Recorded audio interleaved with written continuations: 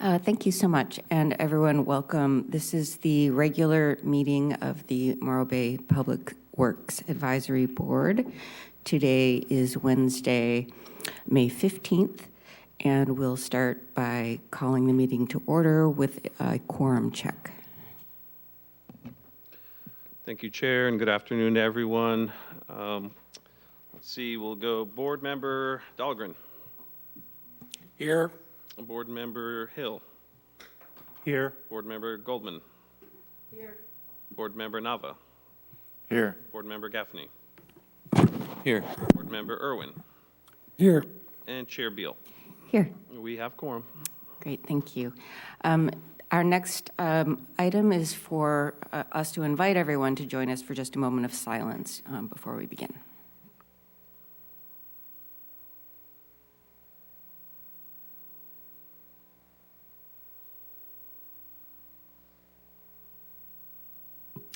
And thank you. Next, we have the Pledge of Allegiance. If anyone would like to volunteer to lead us, or we can all jump in.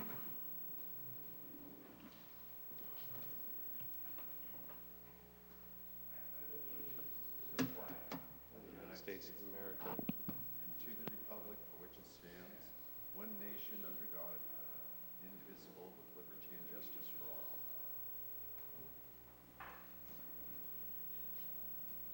Next, we will ask if there are any, let's do board member announcements first and then Public Works. Any board members? Okay, Public Works Director Kwolek.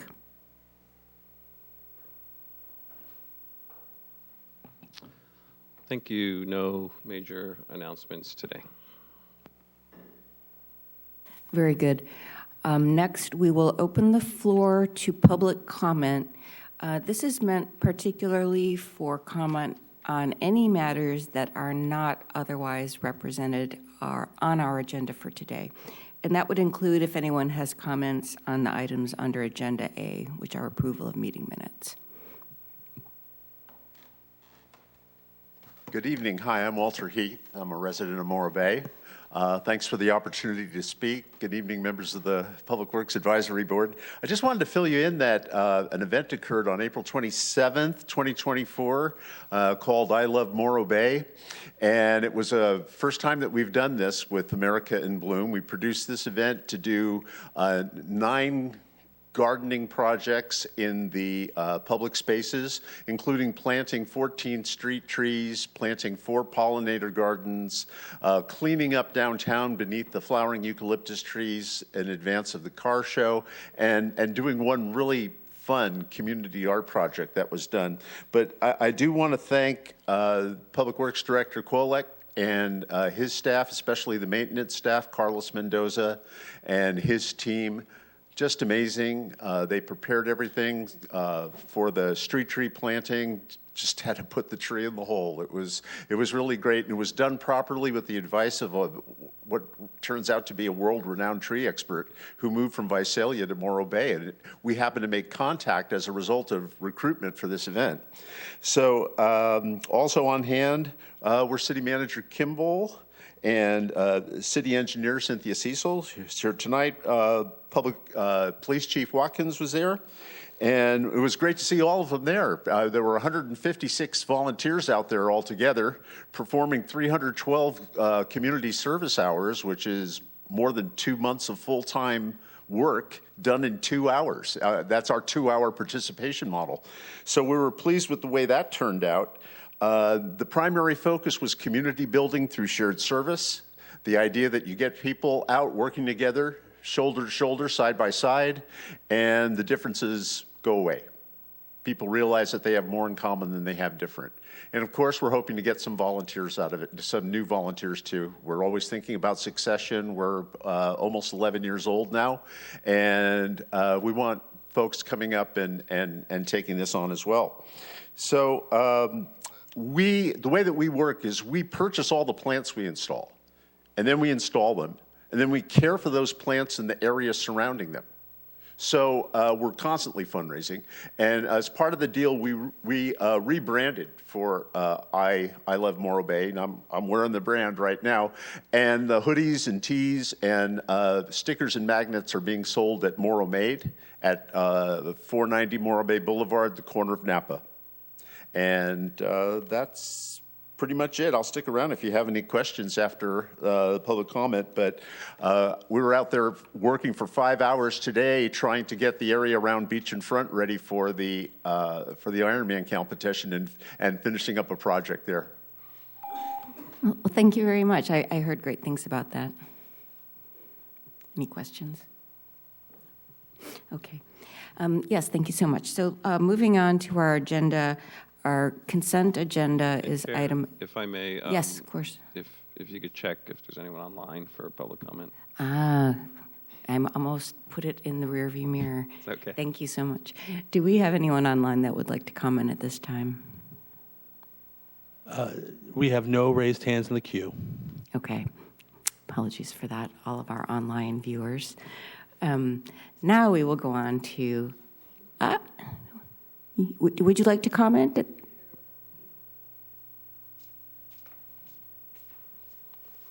Good evening, everyone, and thank you all for your dedication to Morro Bay. My name is Linda Merrill. Lived here 45 years. I have a real interest in keeping Morro Bay a good place in which to live, and I want to welcome Cindy to our working in the city, and Greg, you always do a great job helping us all keep this place cleaned up. I want to thank you very much for all of your hard work on the creek cleanup and Quintana. I think that's been on everyone's mind. We go by there and we have really felt saddened that it was such a mess, and so I think that's a big relief for everybody in the city. So anyway, thank you all for your dedication, and I watch you on TV, so I'll know what you're up to. So thanks a lot for doing this. Good evening. Well, thank you for coming to comment and share that with us. And Chair, may I speak to that last public comment for a moment? Because I don't want to take credit for the Quintana cleanup. That really was the fire department. The Public Works Department has been involved, and there's been phases to this, and we have been involved in some of the phases, but this last phase was really the fire department. They had a fuels cleanup. I believe it's some sort of grant program. And so they did implement that, and they did take care of that the other day, and I agree, it looks great. Just wanted to make sure that that credit went to them. Very good. So agenda item A, we can pass without discussion unless any of the board members would like to pull one of those items for discussion. This pertains to approval of the regular meeting minutes from February 21st, 2024, and the joint meeting that was held on April 17th, 2024.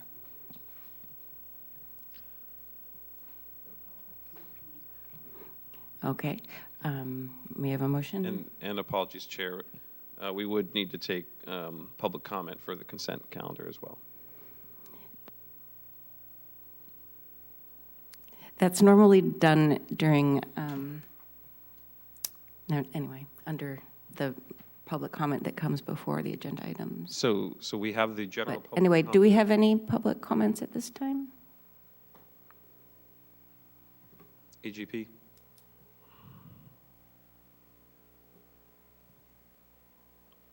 AGP, do we have public comment?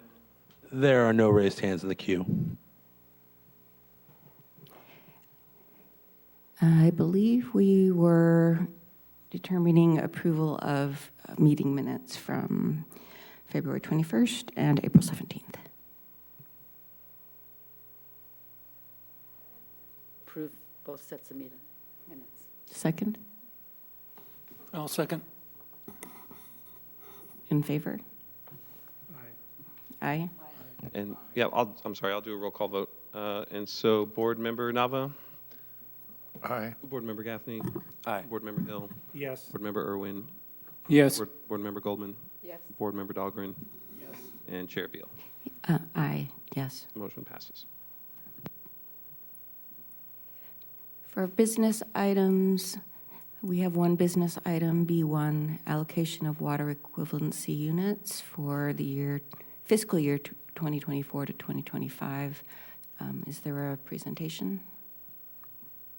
Thank you, Chair Beal. There is, and let me just try to pull it up here.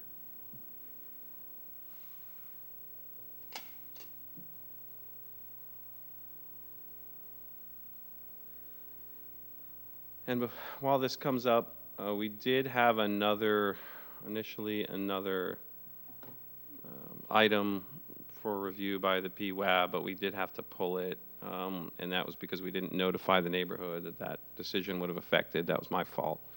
And so we will be bringing that in June, assuming that we can. And from what I'm seeing, currently the city does not have that as a holiday. So let me just, why is this not coming up? Oh, it did come up. So just wanted to let you all know that. And so we only have this one item today as a business item, and it is the allocation of water equivalency units for fiscal year 24-25. If you've, for the PWAB members that have been on the PWAB for some time, you know that this comes every year in May or June. It's a requirement in the municipal code that this is brought to the Public Works Advisory Board and the Planning Commission and ultimately to the City Council for an allocation of these water equivalency units. More on that later. We'll talk about our water supply background, our current conservation requirements, and then a little bit more detail about water equivalency units and the recommended allocation for tonight. So why is that not following the, let me try this again.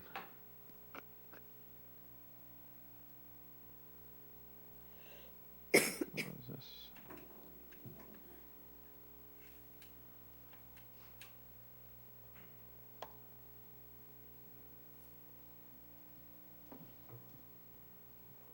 Yeah, it's not, it's just stuck on one of the slides.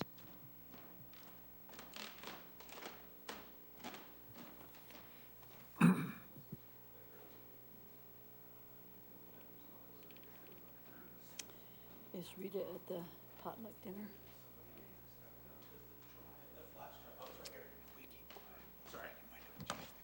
I know. I'm trying to decide if I want to or not. Or do I just want to go home and be done for the day? You might like to chat. Plenty of food. I help with Morro Bay and Bloom every Wednesday and Saturday.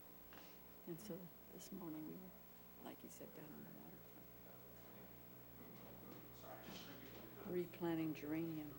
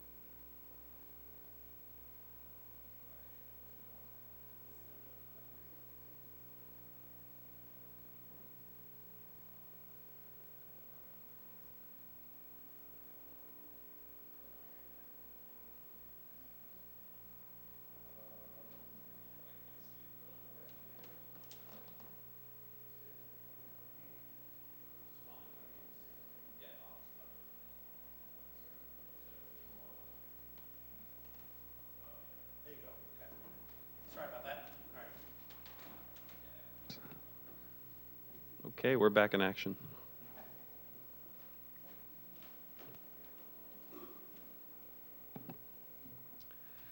So the presentation outline will be reviewing the city's water supply. We'll talk about our current conservation requirements and then the recommended action on the water equivalency units. So as most of you know, or all of you know, our main water supply is through the State Water Project. Morro Bay is actually a subcontractor to the San Luis Obispo County Flood Control and Water Conservation District. The district is the contractor with State Water Project, and we're the subcontractor to the district. The district receives 25,000 acre-feet allocation per year from the Department of Water Resources at the state, and then the city and 10 other subcontractors have a contract to deliver up to 4,830 acre-feet per year, and an additional 5,707 acre-feet per year as a drought buffer. And that leaves a remaining 14,463 acre-feet of the district's, should be an apostrophe S, State Water Project allocation. And that's called the district's unsubscribed allocation. And we recently, prior to the past 2 winters, were in a pretty severe drought.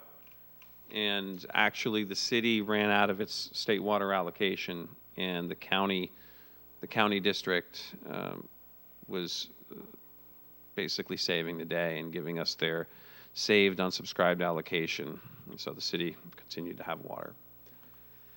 And here's just a visual of where the California Aqueduct branches off into the coastal branch, makes its way through Devil's Den up to Polonio Pass in San Luis Obispo County, and the water's treated there, and then comes down gravity all the way down to down the grade.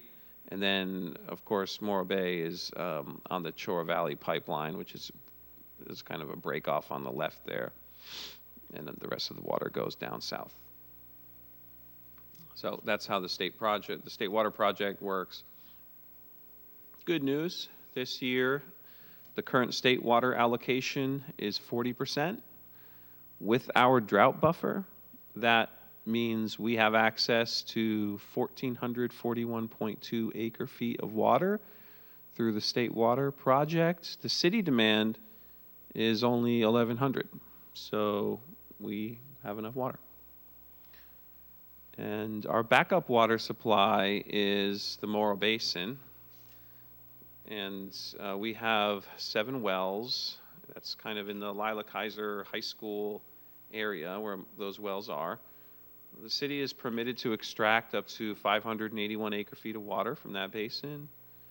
And Morro Bay's extraction right only provides half the amount of water to fulfill city demand. If that was the only water supply we had, we would not have enough water for the city. Because as we mentioned earlier, our demand is around 1,100 acre-feet. The Morro Basin also has elevated levels of nitrates, and therefore it is treated through the brackish water reverse osmosis system we have there. And when we put water through that treatment process, we lose about 25% of it. Yeah, so if you do 25% of 581, I think it's somewhere around 425 acre-feet that we can actually produce of potable water from the basin. And so we will use that this year. We will not use all of the 1441.2, first of all, because it's above our demand. But as, again, most of you know, state water shuts down every November for maintenance. Sometimes it's a 2-week shutdown. Sometimes it's a 4 or 5 week shutdown, just depending on what they're doing. We haven't been notified otherwise, so we were going to assume that there will be a shutdown this year. And when state water shuts down, we go to our groundwater supply for that month. And sometimes residents will call and say that the water smells funny. It just smells a little bit different than state water, so it tastes a little bit different. So that's our water supply. We're in good shape this year, which we're happy to report. And before I move on, I'll mention, we do have this recycled water project, and some of you may have seen that we had an RFP out for design of the recycled water facilities, and we also have an RFP out right now for Hydrogeo for the same project. That's moving along. We're expecting to complete that project towards the end of 2026. We've got about 2.5 years left. And we hope to supplement that 581 there when we need to. And so, yeah, we'll see where that goes, and we'll be bringing more information about that to the PWAB. Water conservation, the winter storms of last year and this year dramatically changed the drought conditions that had a lot of us in the business nervous about our water supply. Mostly because there was not a whole lot of snowpack for a few years, and our state water comes from essentially snowpack from the Sierras. And we did have some pretty strict conservation efforts in place. However, last year, April 25th, we did reduce those requirements, and so we are now at moderately restricted conditions. We haven't changed that since last year, and that level of restriction means that folks can irrigate their lawns every day of the week, but it's still restricted between 10 a.m. and 4 p.m. It can only be done outside those hours. So, again, with the water conservation, reduced demand, and water supply, we're in good shape. We don't really have any concerns about development coming in and taking all of our water. So what are water equivalency units? Where did it come from? Citizens adopted Measure F in 1984, and it was supposed to be a growth management system. This is not something that the city council or staff can overturn. It could only be overturned by another measure. And the idea was to regulate the addition of new water users into the city's water system. It also aimed to ensure the demand for water does not exceed available water supply. What is a WEU? Excuse me. It is a measurement of water use equal to the average amount of water used by a single-family residence over the period of 1 year. And we have that as 0.2 acre feet.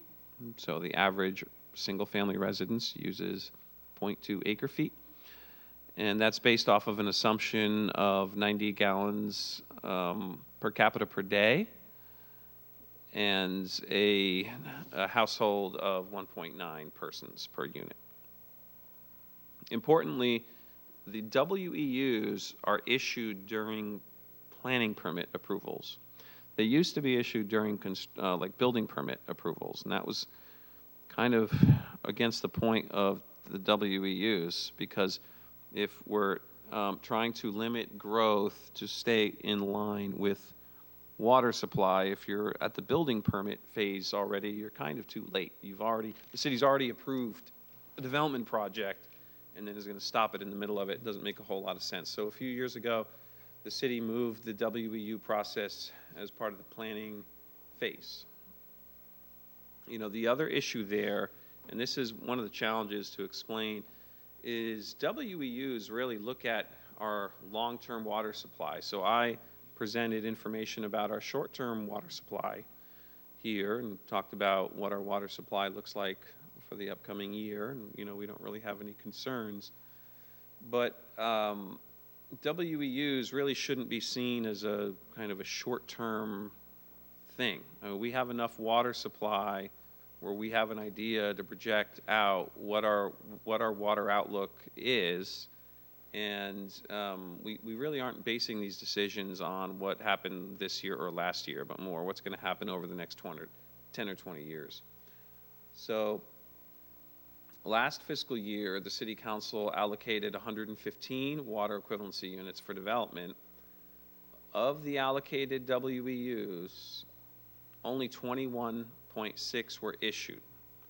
and that was 2 single-family residential, 5 multifamily residential, and 14.6 commercial developments.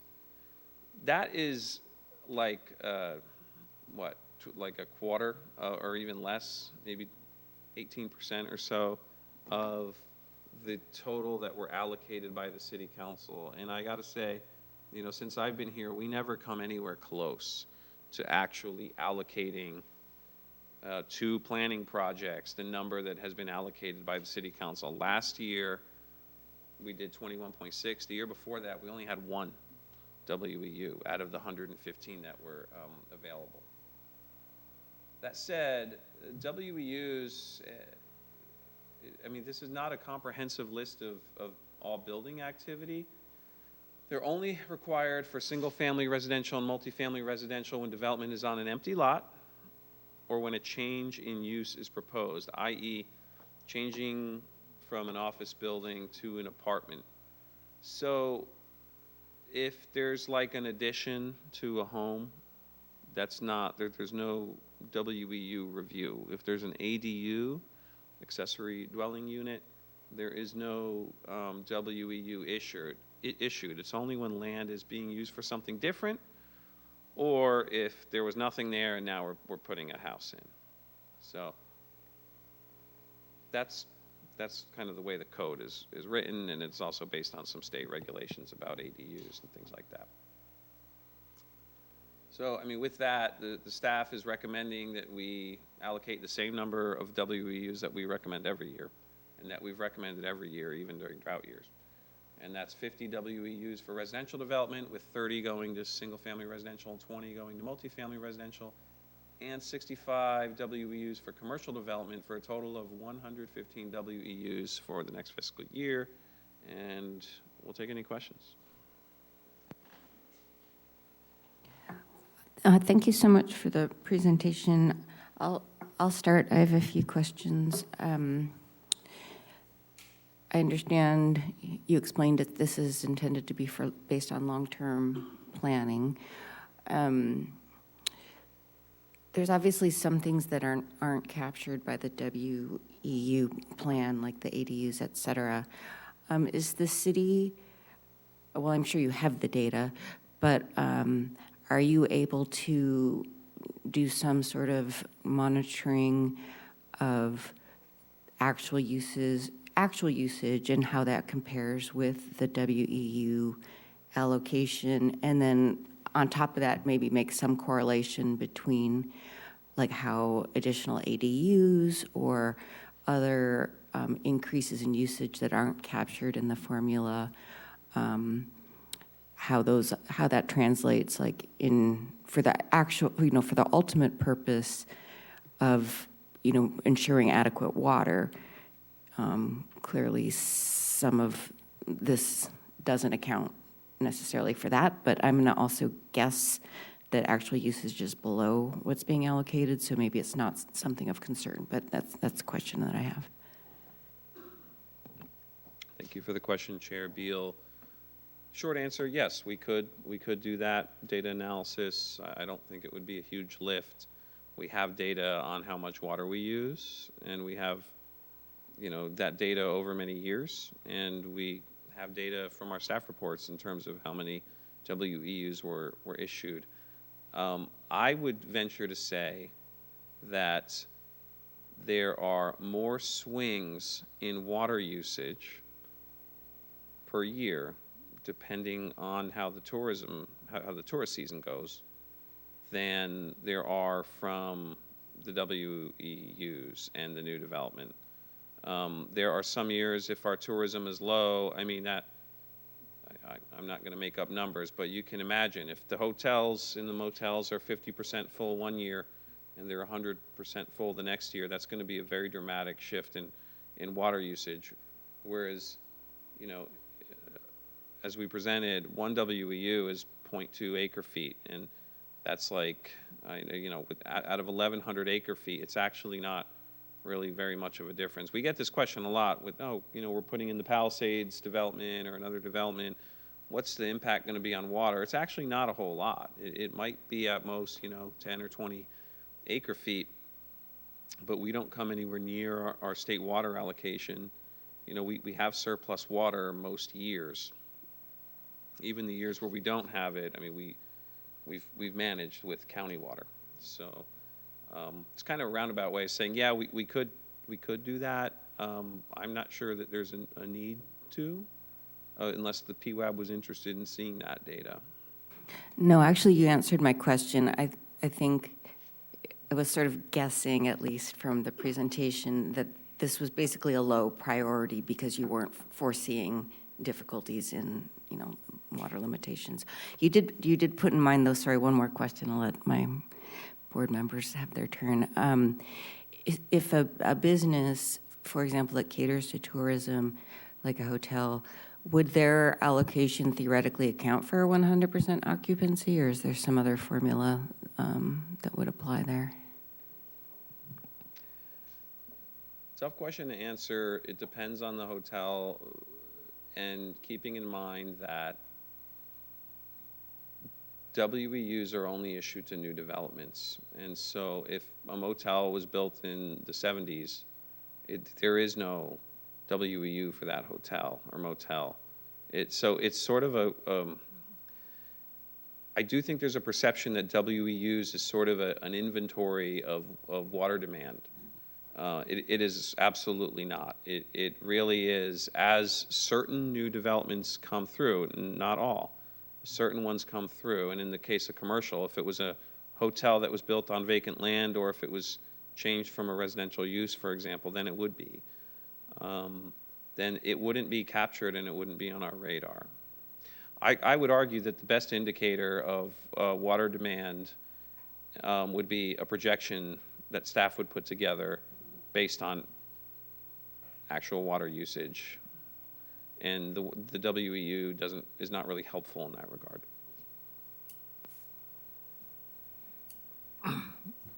Greg, I have a question. I wanted to know about this change to the WEU that was made in 2016. And the reason I was curious is because I crunched the numbers to see how it compares to my average water bill at my home. And the WEU was adjusted to about 7 billing units per month, which is high for my home, but my home's changed a bit over the years. I've gotten rid of some turf, things like that, and one of my kids are growing and moving out. What was it before it was calculated down to this 8732 cubic feet? How much did it change? And will there be another recalculation as more homes convert to drought-tolerant landscapes and high-efficiency water systems in their homes? It's a good question. We don't have that data with us, and maybe next year we could put that in there, because I think it is an interesting thing to look at. It's based mostly on water conservation, and part of that is turf removal, but also, you know, the city puts out like little messaging tents on, or it did on at restaurants to not serve water unless requested, and there's notes to that the city had motels put in near the towels and the showers and the rooms where, you know, we won't wash the towels unless you throw them on the floor, that kind of thing. And I think we actually did bring this to PWAB last time, or maybe it was 2 years ago, and we showed the curve of water demand in the city. And, you know, the population hasn't decreased, it's increased slightly.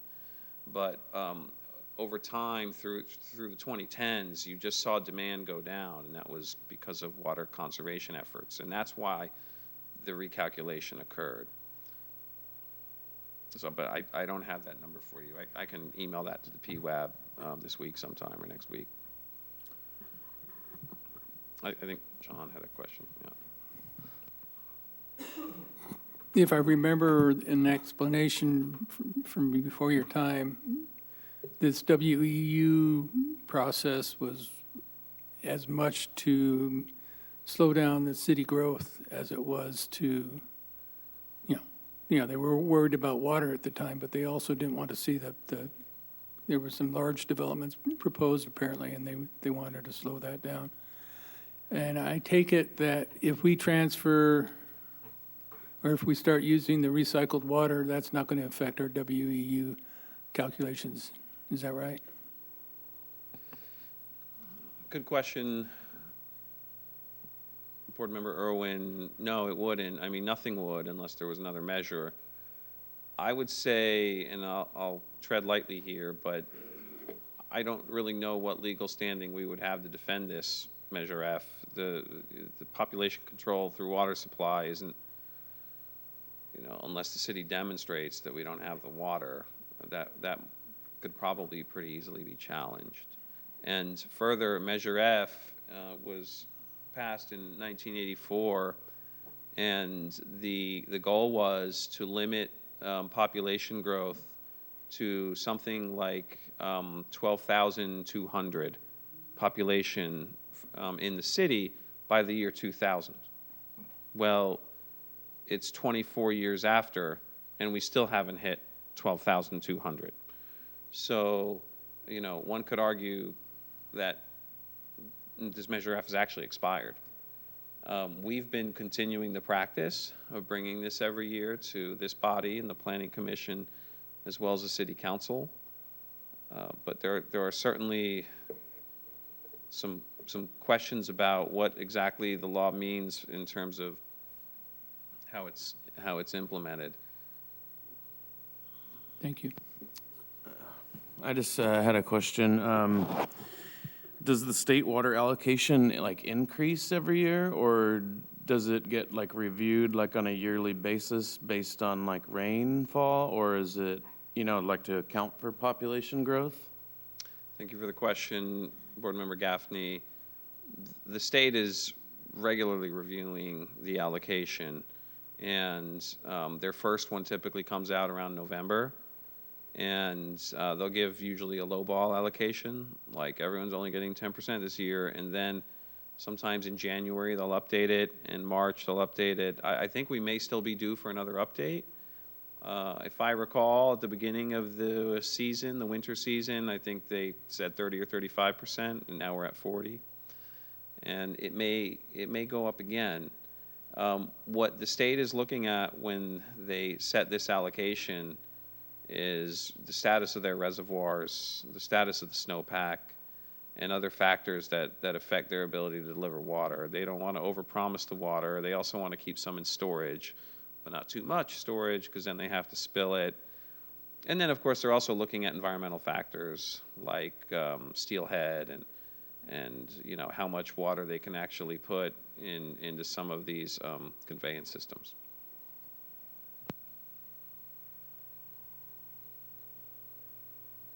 Do we know if the proposal for Los Osos to tie into the same pipeline that we're tied into, is that going to affect our allocation from the state? Thank you for the question, Board Member Hill.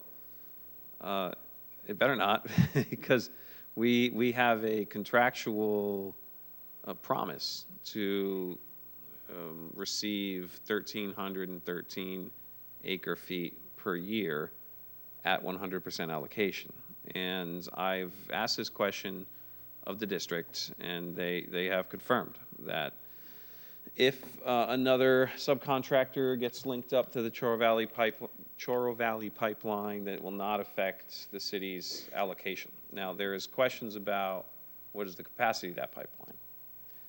And that's when you sort of get into the details, and the engineers disagree. But with any pipeline, there are limitations, and I have seen documents that show that there was an extra 600 acre-feet per year built into the capacity for that Choro Valley pipeline, and beyond what the current users use.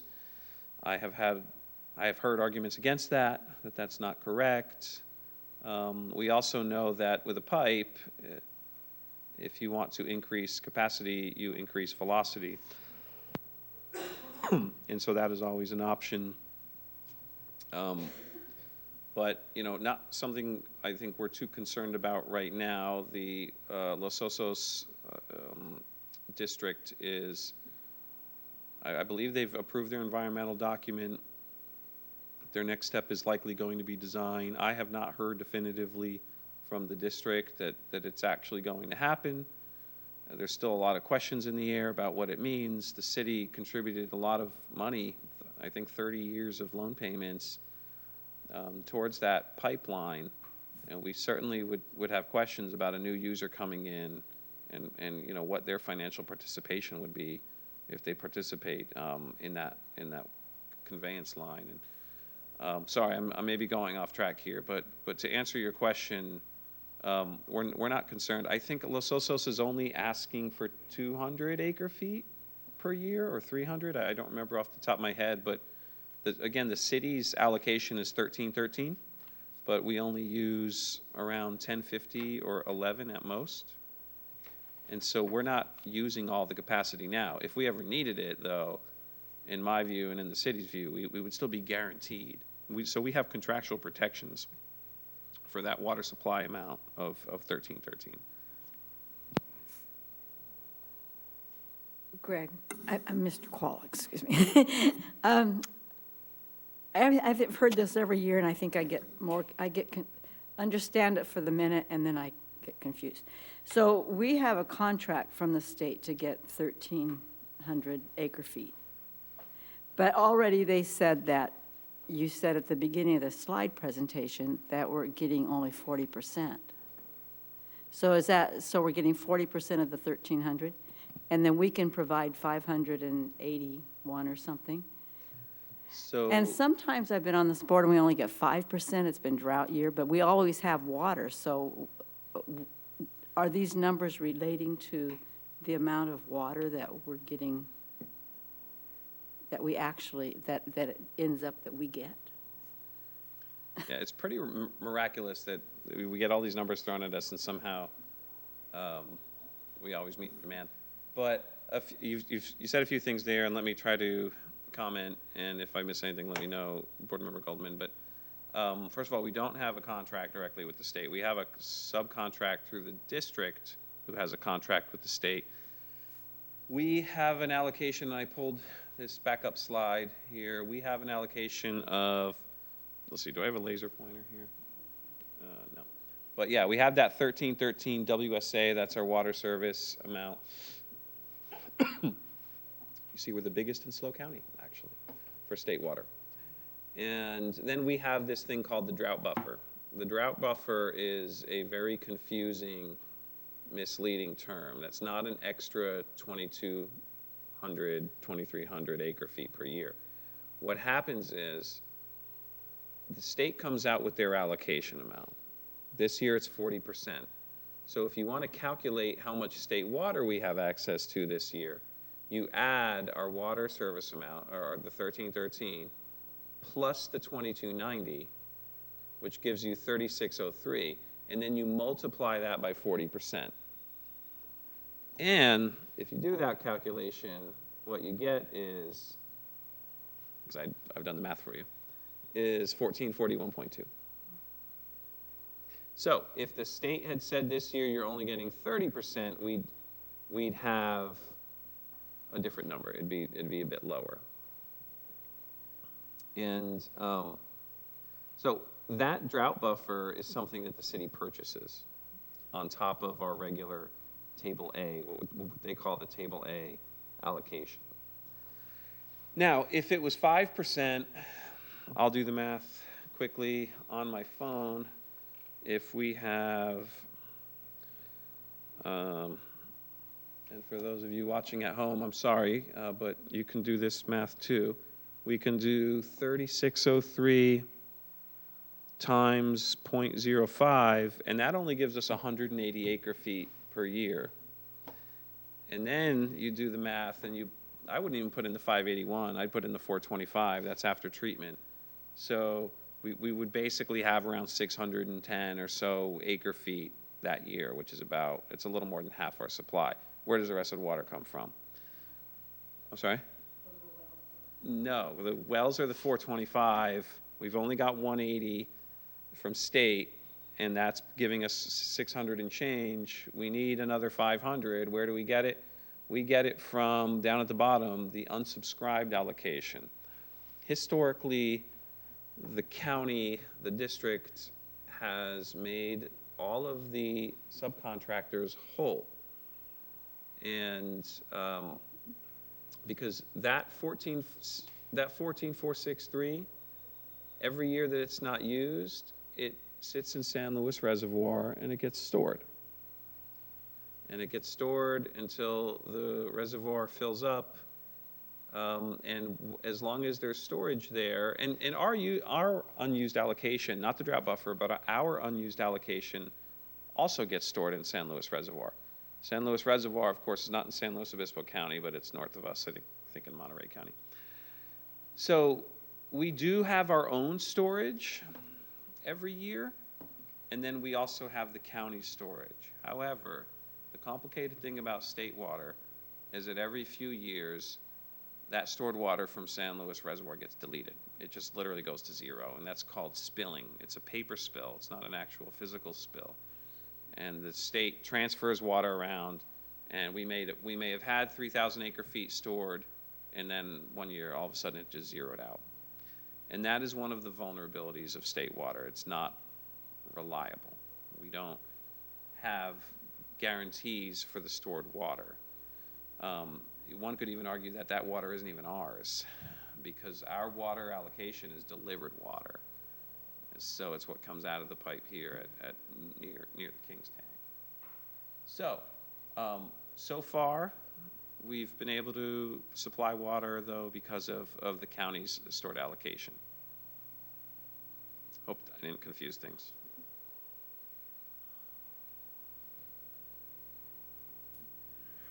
I have, Greg, I have one more question about the WEUs. We haven't heard about the La Colima project that has been discussed in the past, and that's, that would be considered commercial use of water, and what they initially requested of us, we never really saw anything on that. Is that still in discussions, and do we have enough allocation this year and each year to potentially answer their request? I apologize, which project? The La Colima, which is out Highway 41 outside of the city limits? Yes. The Rancho Colina. Rancho Colima. Yeah, we haven't looked at that. Strictly speaking, that may not be affected by Measure F because it's not a new development. We'd be absorbing it into the system.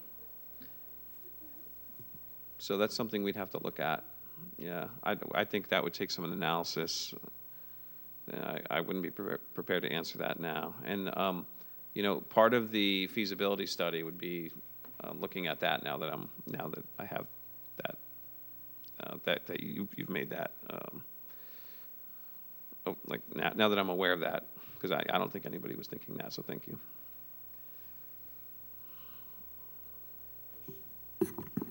I have a quick follow-up. So I just wanted to get it all into my head. So I'm looking at the municipal code, and so that's where it states that the director would be responsible for periodically updating the basis for the WEUs and for the table and making adjustments. So is 2016, was that the last time that adjustments were made? Yes. And then it's the basis for the adjustment, it has to do with significant changes of water consumption by land use type. Is there any guidance that you would follow in trying to decide when to make those changes?